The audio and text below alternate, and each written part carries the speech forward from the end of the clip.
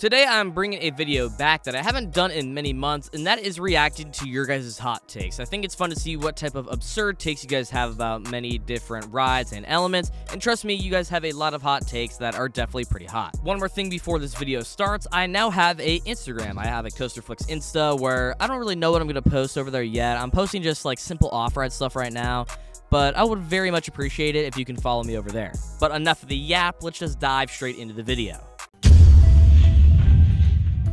We're starting this video off very hot since this is not only one of the most insane hot takes I have seen, but this one is just completely wrong. Don't get me wrong, the Sidewinder is very fun and has some great hang time to it, and was an inversion that I thoroughly enjoyed every time I rode Pantheon. But in no way is it better than one of the best inversions ever created. The mosasaurs roll, you just fly through it so quickly and get ejected out of your seat, and it makes it even better the type of setting that you're put into. The ride is just building up and up until you are right above the water, and it just feels like you're gonna dive straight in and get your head soaked. Horrible take in about every sense of the word, and I really don't believe that you actually believe this, since this is just so absurd. I don't know if anybody could agree with this.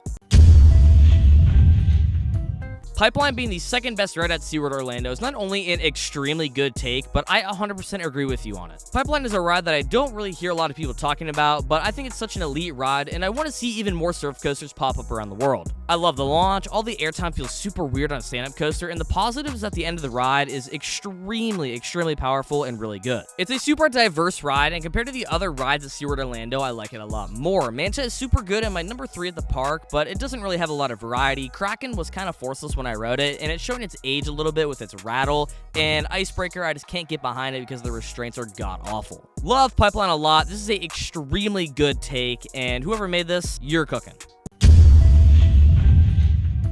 I think this is another good take, and people might not like it, but I think Gemini's time has passed, sadly. Now, in no way am I saying that, meaning that it's a bad ride, and even though the ride is almost 60 years old, it's still running great to this day with some smooth track and great airtime moments. But the ride is 60 years old and takes up a huge plot of land, and if Cedar Point was going to remove a roller coaster to add a new attraction, I think Gemini would be the one to go. Cedar Point is not going to be removing rides like Blue Streak, since that would leave them with no wooden coaster, and it doesn't take up a lot of room either, and other rides like Corkscrew, Iron Dragon, or Rougarou are either too popular or don't take up enough room to actually get rid of. I like Gemini, but I think that if they were going to remove a roller coaster, Gemini would be the next one to go.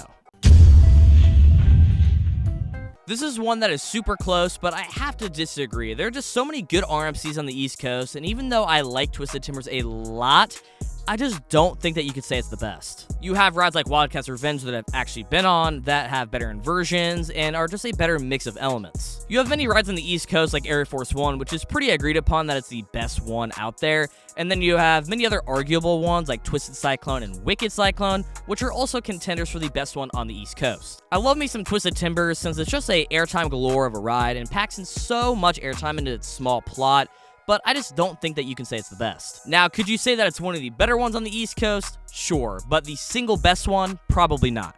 Overall, not a bad take whatsoever, though.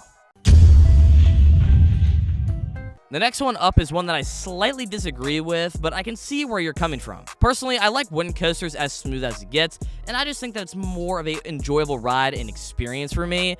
But to others, I can see how you would differ from that. And I totally understand since wooden coasters are supposed to feel like that, and some love woodies for that reason. Like Mystic Timbers is one of the smoothest wooden roller coasters that I've been on pretty easily, but some say it's too smooth, and they want more of that wooden roller coaster feeling. I love smooth wooden roller coasters since a woody that is too rough can ruin the ride, but if you want to have a little bit of a bite or of that wooden feeling, I don't think that's crazy to say. Another great take right here.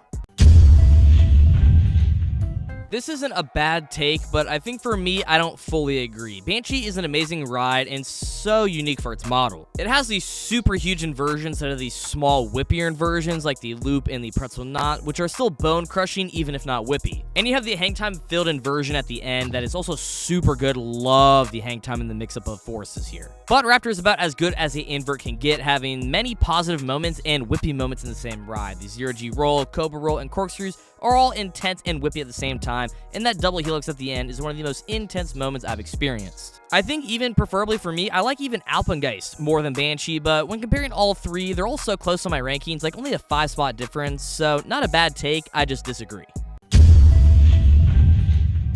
Nothing like ending a video with a bad take, since this one is very, very rough. Flight of Fear is a ride that can be slightly slept on since it is a good ride, but it's just buried in Kings Island's deep lineup, and it doesn't help that the line is always through the roof. But to say that it's better than its Giga next-door neighbor is a absolutely ludicrous thing to say. Orion has an amazing drop, great airtime on the speed hill and normal hill, great positives on the helix, and the weird off-bank airtime to finish the ride is really, really fun. And Flight of Fear is just a launch, some intense helices, and a good corkscrew. Like, don't get me wrong, it's good, but not Orion good. Orion clears Flight of Fear in about every way that you can think of, except maybe positives and that launch. And to say that it's better definitely warrants a bad take for me, since it's just not it. Like, come on now. Thanks for watching. This was an interesting list of hot takes, but for the most part, you guys didn't do all too bad. There were a couple bad ones in there, like Pantheon's inversion over Velocicoaster's mosasaurs roll. That one was pretty bad, but other than that, you guys did pretty well. But other than that, have a good day.